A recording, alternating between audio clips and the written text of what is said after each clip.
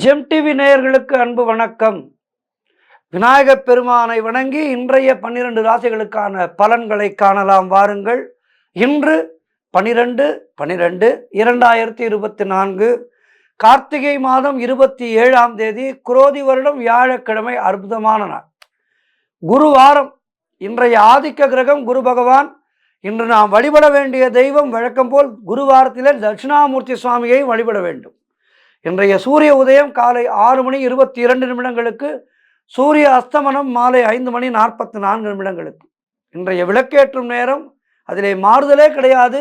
காலை 5 மணிக்கு விளக்கேற்ற வேண்டும், மாலை 6 மணிக்குள்ளாக விளக்கேற்ற வேண்டும். இன்றைய நல்ல நேரம் காலை 10:45 முதல் காலை 11:45 வரை, மாலை 6:30 முதல் இரவு 7:30 வரை நல்ல நேரங்கள். இன்றைய ராகு காலம் மதியம் 1:30 முதல் மதியம் 3 வரை. அதேபோல் யமகண்டம் காலை 6 முதல் காலை 7:30 வரை. இன்றைய குளிகை நேரம் காலை 9 முதல் காலை 10:30 வரை. இன்றைய சுபகோரை சூரியகோரை நேரம் காலை 8 முதல் 9 வரை. இன்றைய நட்சத்திரம் இன்று காலை 8:19 வரை அஸ்வினி, அதன் பின்பு பரணி. இன்றைய திதி இன்று இரவு 8:37 வரை வளர்பிறை துவாதசி, அதன் பின்பு திரையோதசி வருகின்றது. இன்றைய சந்திராட்டம நட்சத்திரம் அஸ்த நட்சத்திரத்துக்கு சந்திராட்டமம் இருக்கின்றது. கவனமாக இருக்க வேண்டும். சந்திராட்டம நாளிலே மிகவும் கவனமாக இருக்க வேண்டும். மௌனத்தை கடைபிடிக்க வேண்டும். அது எல்லா ராசிக்காரர்களுக்கும் ஒரே மாதிரி தான். மேஷம் முதல் மீனம் வரை எல்லா ராசிக்காரர்களுக்கும் இந்த சந்திராட்டம நாளிலே கவனமாக இருக்க வேண்டும். கவன சிதறல்கள் நிறைய ஏற்படும். மனம் ஒரு கொந்தளிப்பான நிலையிலே இருக்கும். ஆகவே தான் முக்கியமான முடிவுகள் எல்லாம் சந்திராட்டம தினத்திலே எடுக்கக்கூடாது என்று சொல்கின்றார்கள். ஆகவே இன்றைய நாளிலே கவனமாக இருங்கள். கடந்து விடலாம் சந்திராட்டமத்தை. தொடர்ந்து 12 ராசிகளுக்கான பலன்களை காணலாம் வாருங்கள். முதலாவதாக மேஷ ராசி அன்பர்களே, இன்று சந்திரன் உங்கள் ராசியிலேயே இருக்கின்றார். உங்களுடைய ராசி அதிபதி செவ்வாய் ராசிக்கு 4ஆம் இடத்திலே இருக்கின்றார். ஆகவே என்ன நடக்கும்? இன்று நீங்கள் நினைத்ததெல்லாம் நல்லபடியாக நடக்கும். நீங்கள் என்னென்னலாம் நினைக்கின்றீர்களோ அவை நல்லபடியாக நடக்கும். தொழில் மற்றும் வியாபாரத்திலே அருமையான முன்னேற்றம் ஏற்படும். காரிய தடைகள் எல்லாம் விலகி நீங்கள் எடுக்கும் முயற்சிகள் எல்லாம் வெற்றியை தரும். வேலை இல்லாதவர்களுக்கு நல்ல வேலை கிடைக்கும். எதிர்பார்த்த பணம் கைக்கு வரும். நண்பர்கள் மூலம் நல்ல அனுகூலம் உண்டாகும். பொருளாதாரம் மிகவும் திருப்திகரமாக இருக்கும். கடன் பிரச்சனைகள் முற்றிலுமாக தீருகின்றன. புதிய முயற்சிகள் வெற்றியை தரும். அலுவலகத்திலே பதவி உயர்வு, சம்பள உயர்வு கிடைக்கும். உடல் ஆரோக்கியம் திருப்திகரமாக இருக்கும். இப்படி எல்லா வகையிலும் இன்றைய நாள் மிக சிறப்பாக இருக்கின்றது. ஆகவே இன்றைய நாளிலே குரு தட்சிணாமூர்த்தியை வணங்குங்கள். குருமார்களை எல்லாம் வணங்குங்கள். வாழ்த்துக்கள். அடுத்ததாக ரிஷபராசி அன்பர்களே, இன்று சந்திரன் உங்கள் ராசிக்கு 12ஆம் இடத்திலே இருக்கின்றார். உங்களுடைய ராசி அதிபதி சுக்கிரன் ராசிக்கு 9ஆம் இடத்திலே இருக்கின்றார். ஆகவே இன்று உடல் ஆரோக்கியத்திலே எச்சரிக்கையாக இருக்க வேண்டும். கொடுத்த வாக்கை காப்பாற்ற முடியாத சூழ்நிலைகள் ஏற்படலாம். ஆகவே எப்போதுமே வாக்கு கொடுக்கும் போது கவனமாக வாக்கு கொடுக்க வேண்டும். இது நம்மால் முடியுமா, நம்மால் முடித்துவிட முடியுமா என்று யோசித்து, ஒரு முறைக்கு பல முறை யோசித்து வாக்களிக்க வேண்டும். ஆகவே இன்றைய நாளிலே சற்று வாக்கு கொடுத்தவர்கள் இன்றைய நாளிலே சிரமப்படுவார்கள். ஆகவே கவனமாக இருக்க வேண்டும். பொருளாதாரம் நெருக்கடியாக இருக்கின்றது. வீண் விரயங்கள் உண்டாகும். தொழில் சம்பந்தமான புதிய கடன் எதுவும் இன்றைய நாளிலே வாங்கக்கூடாது. சிலருக்கு மேலதிகாரிகளால் நெருக்கடிகள் உண்டாகும். தேவையில்லாமல் மற்றவர்களுடைய விஷயங்களிலே தலையிடக்கூடாது. வீண் வாக்குவாதங்களை எல்லாம் தவிர்க்க வேண்டிய நாள். சிலருக்கு வேலை மாற்றம் உண்டாகும். எல்லா வகையிலும் இன்றைய நாளிலே மிகவும் கவனமாக இருங்கள். கவனத்தை கடைபிடித்து ஏதேனும் ஒரு குருவை பற்றி கொள்ளுங்கள். உங்களுக்கு பிடித்த குருமார்களை பற்றி கொண்டு அந்த குருமார்களை வணங்குங்கள். குருமார்களை வணங்க வணங்க வணங்க நம்முடைய நிலை உயரும். கவனச்சிதறல்கள் ஏற்படாது. ஆகவே குருமார்களை வணங்கி நல்ல நாளாக மாற்றிக்கொள்ளுங்கள். வாழ்த்துக்கள். அடுத்ததாக மிதுன ராசி அன்பர்களே, இன்று சந்திரன் உங்கள் ராசிக்கு 11ஆம் இடத்திலே சஞ்சரிக்கின்றார். உங்களுடைய ராசி அதிபதி புதன் ராசிக்கு 6ஆம் இடத்திலே இருக்கின்றார். ஆகவே இன்று நீங்கள் எதிர்பார்த்த பணம் கைக்கு வரும். வெகு நாட்களாக எதிர்பார்த்து கொண்டிருப்பீர்கள் ஒரு தொகையை, இன்றைய நாளிலே உங்களுக்கு தேடி வரும். தொழிலிலே நல்ல லாபமும் முன்னேற்றமும் ஏற்படுகின்றன. உழைப்புக்கேற்ற ஊதியம் கிடைக்கும். கடன் பிரச்சனைகள் முற்றிலுமாக தீரும். எடுக்கும் முயற்சிகள் அனைத்தும் வெற்றியை தருகின்ற அற்புதமான நாள். சுபகாரியங்கள் நடக்கக்கூடிய அற்புதமான நாள். காரிய தடைகள் விலகும். உடல் ஆரோக்கியத்திலே நல்ல ஒரு முன்னேற்றம் உண்டாகின்ற நாள். வீடு வண்டி வாகன மாற்றம் ஏற்படும். குழந்தைகளால் பெருமை அடைவீர்கள். நண்பர்கள் மூலம் நல்ல அனுகூலம் உண்டாகின்ற நாள். பொருளாதாரத்திலே நல்ல வளர்ச்சி உண்டாகும். குடும்ப ஒற்றுமை சந்தோஷத்தை தருகின்ற நாள். ஆகவே எல்லா வகையிலும் இன்றைய நாள் மிக சிறப்பாக இருக்கின்றது. மேலும் சிறப்புகளை பெறுவதற்கு குரு தட்சிணாமூர்த்தியை வணங்குங்கள். வாழ்த்துக்கள். அடுத்ததாக கடகராசி அன்பர்களே, இன்று சந்திரன் உங்கள் ராசிக்கு 10ஆம் இடத்திலே சஞ்சரிக்கின்றார். ஆகவே இன்று பொருளாதாரத்திலே நல்ல வளர்ச்சி உண்டாகும். அரசு ஆதாயம் உண்டாகும். உடல் ஆரோக்கியம் நன்றாக இருக்கின்றது. காரிய அனுகூலம் உண்டாகும். சிலருக்கு உத்தியோக மாற்றம் உண்டாகலாம். தொழிலிலே நல்ல முன்னேற்றம் ஏற்படும். திருமணம் சம்பந்தமான சுபகாரிய பேச்சுவார்த்தைகள் இனிதே முடிகின்றன. வீடு கட்டுவதற்கான முயற்சிகளை தொடங்கினால் அதிலே வெற்றி கிடைக்கும். வீடு கட்டுவதற்காக முயற்சிகளை இன்றைய நாளிலே தொடங்கினீர்கள் என்றால் உங்களுக்கு நாளும் கோளும் சாதகமாக இருக்கின்றது. ஆகவே வெற்றி தேடி வரும். வீட்டை நல்லபடியாக கட்டி முடிப்பீர்கள். ஆகவே அதற்கான முயற்சிகளை தொடங்குங்கள். வெற்றி கிடைக்கும். மனக்குழப்பங்கள் எல்லாம் தீரும். கடன் தொல்லைகள் முற்றிலுமாக விலகுகின்றன. தாய் வழி சொந்தங்களின் உதவிகள் எல்லாம் கிடைக்கும். எல்லா வகையிலும் இன்றைய நாள் மிக சிறப்பாக இருக்கின்றது. வாழ்த்துக்கள். தட்சிணாமூர்த்தியை வணங்குங்கள். அடுத்ததாக சிம்ம ராசி அன்பர்களே, இன்று சந்திரன் உங்கள் ராசிக்கு 9ஆம் இடத்திலே சஞ்சரிக்கின்றார். உங்கள் ராசி அதிபதி சூரியன் ராசிக்கு 4ஆம் இடத்திலே இருக்கின்றார். ஆகவே இன்று அலுவலகத்திலே பதவி உயர்வு, சம்பள உயர்வு போன்றவை கிடைத்து மனதை சந்தோஷப்படுத்தும். திருமணம் சம்பந்தப்பட்ட சுபகாரிய பேச்சுவார்த்தைகள் எல்லாம் கைகூடி வருகின்ற அற்புதமான நாள். நண்பர்கள் மற்றும் உறவினர்கள் மூலம் நல்ல ஆதாயம் உண்டாகும். புதிய தொழில் தொடங்கும் முயற்சி வெற்றியை தரும். காரிய தடைகள் எல்லாம் விலகும். சிலருக்கு குழந்தை பாக்கியம் உண்டாகும். நீங்கள் நினைத்தது அனைத்தும் நல்லபடியாக நடக்கக்கூடிய அற்புதமான நாள். தந்தை வழி சொத்து கைக்கு வரும். எல்லா வகையிலும் தொழில் மற்றும் வியாபாரத்திலே நல்ல லாபம் ஏற்படும். உடல் ஆரோக்கியம் சிறப்பாக இருக்கும். வீடு வண்டி வாகன மாற்றம் ஏற்படும். இப்படி எல்லா வகையிலும் இன்றைய நாள் மிக சிறப்பாக இருக்கின்றது. இன்றைய நாளிலே குருமார்களை வணங்குங்கள். குரு தட்சிணாமூர்த்தியை வணங்குங்கள். வாழ்த்துக்கள். அடுத்ததாக கன்னிராசி அன்பர்களே, இன்று சந்திரன் உங்கள் ராசிக்கு 4ஆம் இடத்திலே சஞ்சரிக்கின்றார். உங்களுடைய ராசி அதிபதி புதன் ராசிக்கு 3ஆம் இடத்திலே இருக்கின்றார். இன்றைய நாள் உங்களுக்கு சந்திராஷ்டம நாள். நான் நிகழ்ச்சியின் துவக்கத்திலேயே சொன்னது போல் சந்திராஷ்டம நாளிலே அதிகமாக இறைவனை நினைக்க வேண்டும். மற்றவற்றை நினைக்காதீர்கள்.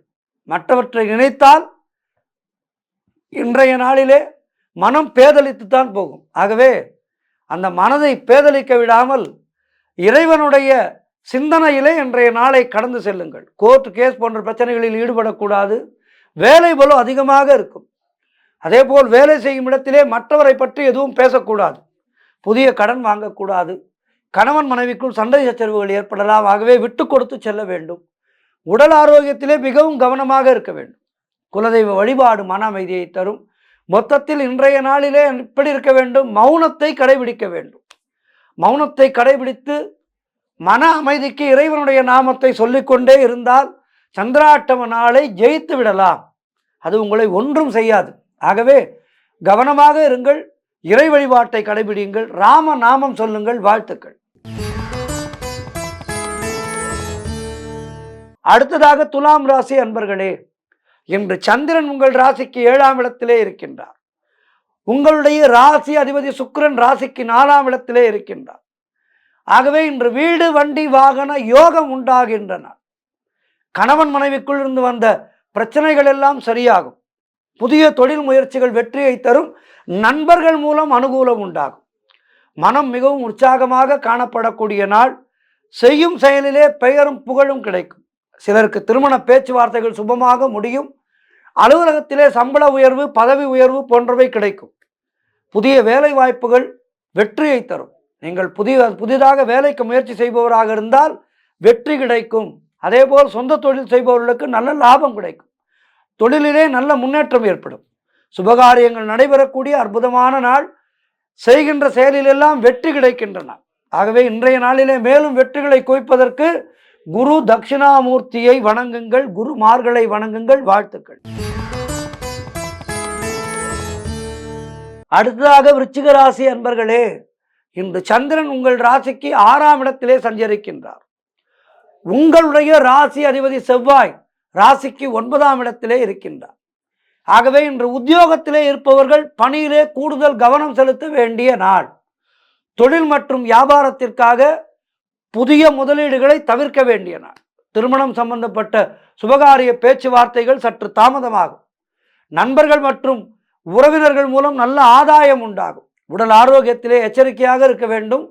குடும்பத்திலே கணவன் மனைவிக்குள் சண்டை சச்சரவுகள் ஏற்பட்டு விலகும். ஆகவே கவனமாக இருக்க வேண்டிய நாள். வீடு வண்டி சம்பந்தமான விரய செலவுகள் ஏற்படலாம். செல்போன் பேசிக்கொண்டே வண்டி ஓட்டாதீர்கள், விபத்து ஏற்படும். ஆகவே கவனமாக இருங்கள். எல்லா வகையிலும் இன்றைய நாளிலே மிக மிக கவனமாக இருக்க வேண்டும். வார்த்தைகளை தேர்ந்தெடுத்து பேச வேண்டும். வார்த்தைகளை இதை பேசினால் இப்படி ஒரு பிரச்சனை வருமா, இல்லை இந்த வார்த்தையை பேசினால் இப்படி புரிந்து கொள்வார்களா என்று வார்த்தைகளை யோசித்து பேச வேண்டிய நாள். குருமார்களை சரணடையுங்கள். முடிந்தால் மௌன விரதம் இருங்கள். வாழ்த்துக்கள். அடுத்ததாக தனுசு ராசி அன்பர்களே, இன்று சந்திரன் உங்கள் ராசிக்கு 5ஆம் இடத்திலே இருக்கின்றார். உங்களுடைய ராசி அதிபதி குரு ராசிக்கு 6ஆம் இடத்திலே இருக்கின்றார். ஆகவே இன்று சிலருக்கு குழந்தை பாக்கியம் உண்டாகின்ற நாள். பல வருடங்களாக குழந்தை பாக்கியத்திற்காக காத்திருக்கின்ற தம்பதிகளாக இருந்தால் இன்றைய நாளிலே குழந்தை பாக்கியம் சித்திக்கும். பூர்வீக சொத்திலிருந்து உங்களுக்கு வர வேண்டிய பணம் கைக்கு வரும். கூட்டு தொழிலிலே நல்ல லாபம் ஏற்படும். தொழிலிலே சுய தொழிலிலே நல்ல முன்னேற்றம் ஏற்படும். கணவன் மனைவியிடையே நல்ல ஒற்றுமை ஏற்படும். சிலருக்கு சுப விரயங்கள் ஏற்படக்கூடிய நாள். ஏதேனும் நல்ல பொருட்களை வாங்குவீர்கள். பழைய பாக்கிகள் வசூலாகும். உழைப்புக்கு ஏற்ற ஊதியம் கிடைக்கும். கடன் பிரச்சனைகள் முற்றிலுமாக தீரும். சிலருக்கு புதிய வேலை வாய்ப்புகள் உண்டாகும். தொழில் மற்றும் வியாபாரத்திலே நல்ல லாபம் உண்டாகின்றன. நண்பர்கள் மூலம் நல்ல அனுகூலம் உண்டாகும். ஆகவே இன்றைய நாள் சிறப்பாக இருக்கின்றது. குருமார்களை வணங்குங்கள், குரு தட்சிணாமூர்த்தியை வணங்குங்கள். வாழ்த்துக்கள். அடுத்ததாக மகர ராசி அன்பர்களே, இன்று சந்திரன் உங்கள் ராசிக்கு 4ஆம் இடத்திலே சஞ்சரிக்கின்றார். உங்களுடைய ராசி அதிபதி சனி ராசிக்கு 2ஆம் இடத்திலே இருக்கின்றார்.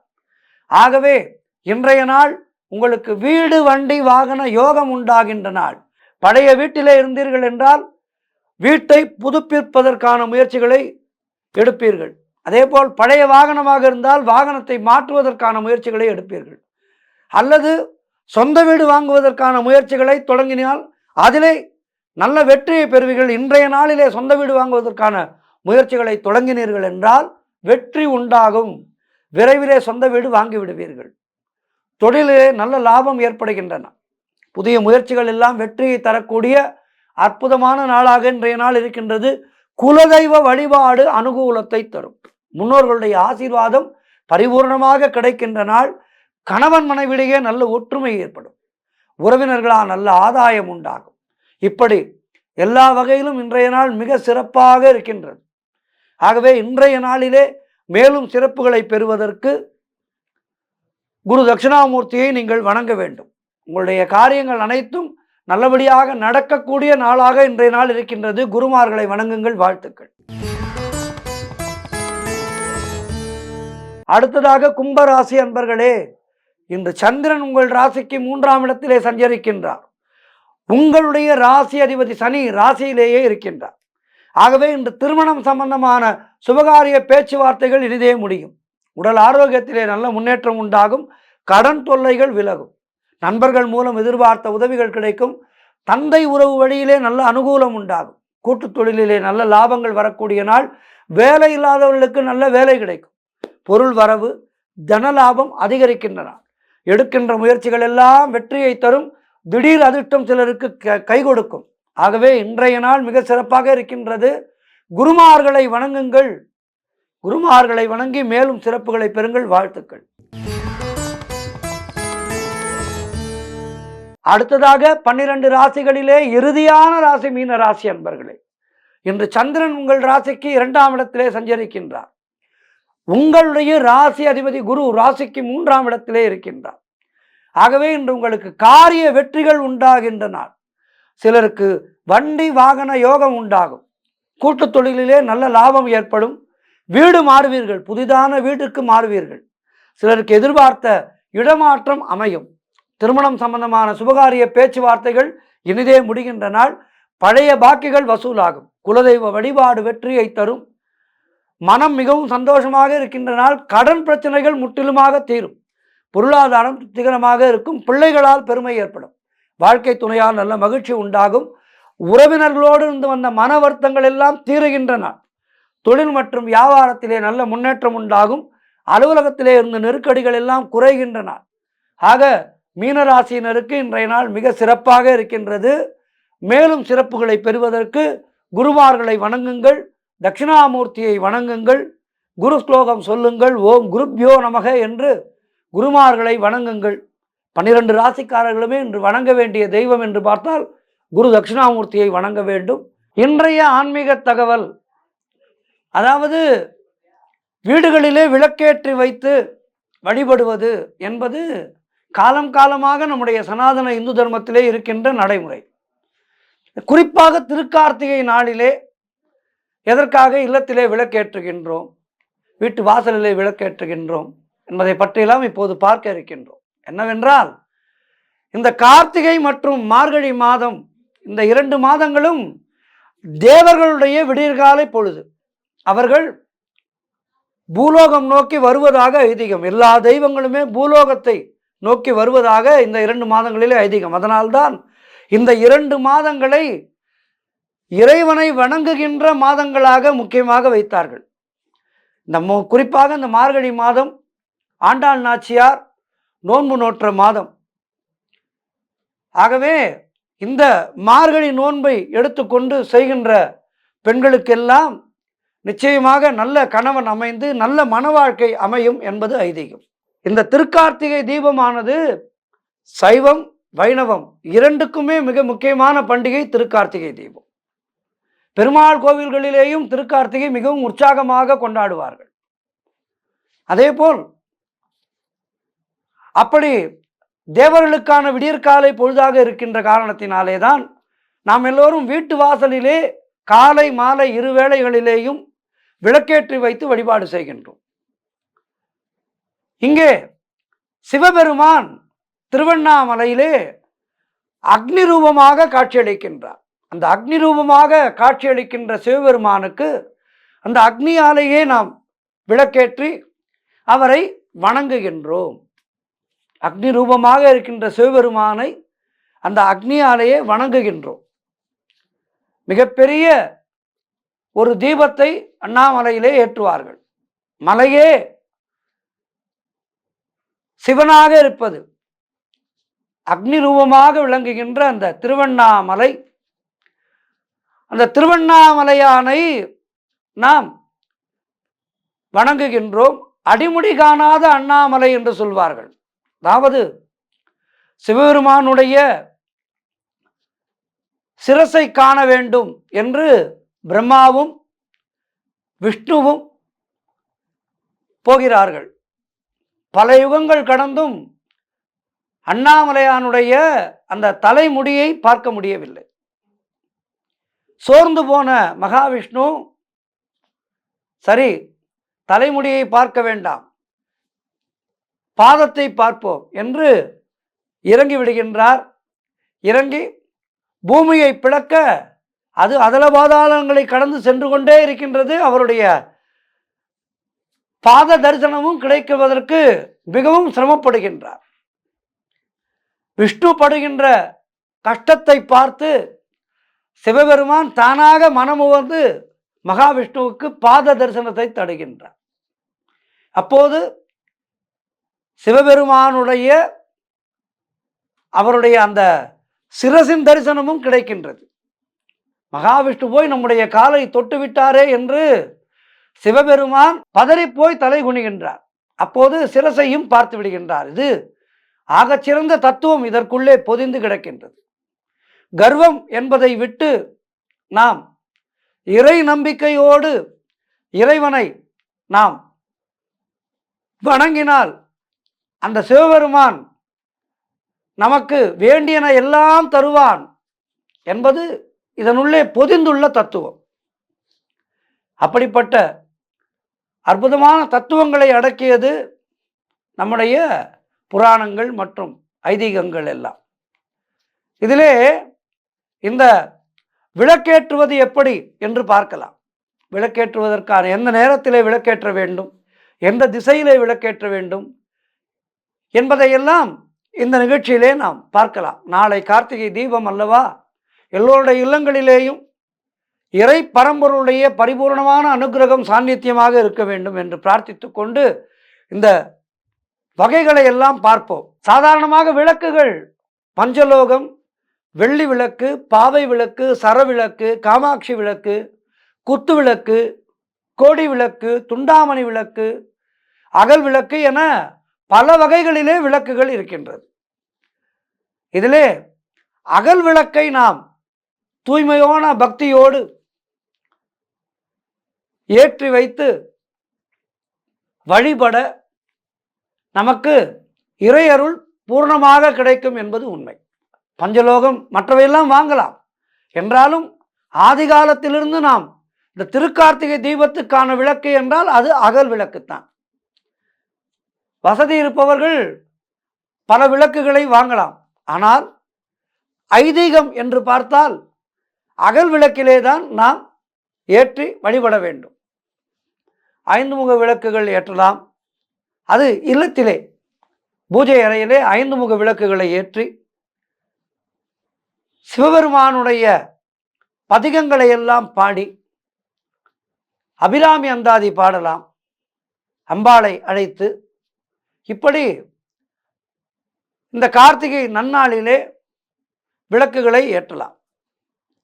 அதேபோல் 2 முக விளக்குகள் ஏற்றலாம். ஆகவே இந்த திருக்கார்த்திகை நன்னாளிலே இப்படியெல்லாம் நாம் விளக்குகளை ஏற்றி வழிபாடுகளை செய்ய வேண்டும். திருக்கார்த்திகை தீபம் மட்டுமல்லாமல் தினந்தோறும் நாம் விளக்கேற்றுகின்ற முறை என்று இருக்கின்றது. அந்த முறைகளை நாம் சரியாக பின்பற்றி விளக்கேற்றினால் வீட்டிலே அஷ்ட ஐஸ்வர்யம் பொங்கும் என்பது ஐதீகம். சாதாரணமாக வாசல் தெளித்து கோலமிட்டு மனதை ஒருமுகப்படுத்தி விளக்கேற்ற வேண்டும். இதனால் நேர்மறை சக்திகள் நம்மை சூழ்ந்து நம்முடைய வாழ்விலே இருக்கின்ற இருள் விலகி ஒளி பிறக்கும். ஆகவே தினம்தோறும் நாம் விளக்கை ஏற்றும் போது இறைவனை சிந்திப்பது மட்டுமே நம்முடைய மனத்தின் பிரார்த்தனையாக இருக்க வேண்டும். எந்தெந்த முகங்களை ஏற்றினால் என்ன பலன் என்று பார்க்கலாம். ஒருமுக தீபம் ஏற்றுவது என்பது சாதாரணமான பலன், மத்தியமமான ஒரு பலன். 2 முக தீபம் ஏற்றுவது என்பது குடும்ப ஒற்றுமை பெருகும். அதேபோல் 3 முகங்கள் கொண்ட தீபம் ஏற்றினால் அங்கே புத்திர இன்பம் கிடைக்கும். 4 முகம் ஏற்ற நமக்கு மாடு மனை வளங்கள் சேரும். 5 முகங்கள் கொண்ட விளக்கை ஏற்றினால் செல்வம் செழிக்கும். நல்ல ஒரு செல்வ நிலை ஏற்படும், ஐஸ்வர்யங்கள் ஏற்படும். அதேபோல் பொதுவாக தூய பஞ்சினால்தான் திரியை இட்டு விளக்கேற்றுவோம். இதற்கும் குடும்ப ஒற்றுமை போன்ற நற்பலன்களை பெறுவோம். இப்படி விளக்கேற்றுவதால், நல்ல பஞ்சு திரி போட்டு விளக்கேற்றுவதால் குடும்ப ஒற்றுமை கிடைக்கும். விசேஷ பலன்களை பெற சிறப்பு திரி வகைகளும் இருக்கின்றது. அவை என்னவென்றால், மஞ்சள் நிறம் கொண்ட திரியை ஏற்றினால் அம்பாளுடைய கருணை கிடைக்கும், மனதைரியம் கூடும். சிவப்பு நிறத்திலே திரி போட்டு ஏற்றினால் தடைப்பட்ட திருமணங்கள் சிறப்பாக நடைபெறும். வெகு நாட்களாக திருமணம் தடை இருக்கின்றது என்றால் சிவப்பு நிற திரி போட்டு விளக்கேற்றுங்கள், திருமணம் கைகூடும். அதேபோல் வாழைத்தண்டு திரி போட்டு ஏற்றினால் புத்திர பாக்கியம் கிடைக்கும். வெள்ளருக்கு பட்டையை திரியாக்கி விளக்கேற்றினால் செல்வ வளம் பெருகி வாழ்விலே நல்ல வளம் பெறும். அதாவது செய்தொழில் செய்பவர்கள் அந்த இடத்திலே இந்த விளக்கை ஏற்ற அவருடைய தொழில் விருத்தியாகும் என்பது ஐதீகம். அதேபோல் தாமரை தண்டினுடைய நாரை திரித்து விளக்கேற்றினால் தெய்வ குற்றங்கள் அகன்று தீய சக்திகள் விலகிவிடும். அதேபோல் விளக்கேற்றுவது எந்த திசையிலே ஏற்ற வேண்டும்? தீபத்தை பொதுவாக வடக்கு திசை நோக்கி ஏற்றுவது நம்முடைய அறிவு வளர்ச்சிக்கும் செல்வ வளர்ச்சியும் தரும். கிழக்கு திசையிலே ஏற்றுவது துன்பங்களை நீக்கும். மேற்கு திசையிலே விளக்கேற்றினால் கடன் தொல்லைகளையும் தோஷங்களையும் அது போக்கிவிடும். எக்காரணத்தை கொண்டும் தெற்கு திசையிலே தீபங்களை ஏற்றக்கூடாது. அதேபோல் விளக்கேற்றும் எண்ணெய் பொதுவாக நல்லெண்ணெயால் விளக்கேற்றலாம். 5 வகையான எண்ணெய்களை கொண்டு தீபங்கள் ஏற்றப்படுகின்றன. இப்போது எல்லாம் வேப்ப எண்ணெய், இலுப்பை எண்ணெய், தேங்காய் எண்ணெய், நெய், விளக்கெண்ணெய் ஆகியவற்றை கலந்து பஞ்ச முகங்கள் கொண்ட விளக்குகளை ஏற்றி பூஜைகள் செய்யும் போது சகல சம்பத்துகளும் பெருகி இறையருள் நமக்கு கிடைக்கும். திருவிளக்குகள் என்பன இறைவனுடைய பிரதிநிதியாக பார்க்கப்படுகின்றது. ஆகவே அதற்கான முழு மரியாதையை நாம் கொடுத்து விளக்குகளை ஏற்றி வழிபட்டால் நமக்கு எல்லா வளமும் நலனும் கிடைக்கும் என்பது உறுதி. திருவிளக்கிற்கு பால், சர்க்கரை, கற்கண்டு போன்றவற்றை நைவேத்தியமாக வைக்கலாம். கார்த்திகை தீபத்தன்று அவல் பொரியிலே வெல்லப்பாகு செய்து கார்த்திகை பொறி படைத்து வழிபாடு செய்வது சிறப்பான ஒரு நைவேத்தியமாகும். மேலும் கார்த்திகை தீபத்தன்று அழகான அகல் விளக்குகளை சுவாமி அறையிலே ஏற்றி நான் முன்பே சொன்னது போல் தெரிந்த ஸ்லோகங்களை எல்லாம் பாடி கற்பூர தீபாராதனை செய்து வழிபட்டால் அந்த இல்லத்திலே சகல நலங்களும் கொழிக்கும் என்பது ஐதீகம். ஆகவே இந்த வருட கார்த்திகை நன்னாளை இதுபோல் முறையாக கொண்டாடி தெய்வ கடாட்சம் பெறுவோம். நன்றி, வணக்கம். மீண்டும் நாளை சந்திக்கின்றேன்.